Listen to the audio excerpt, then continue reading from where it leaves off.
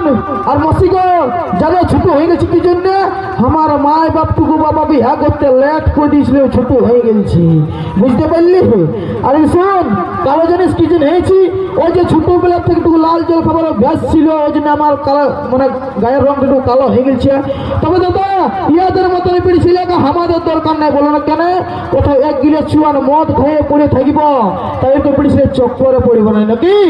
হ্যাঁ ও যদি কোথায় আছে কিনা চন্দ্রমুখী না পারো কিনা চন্দ্রমুখী না পারো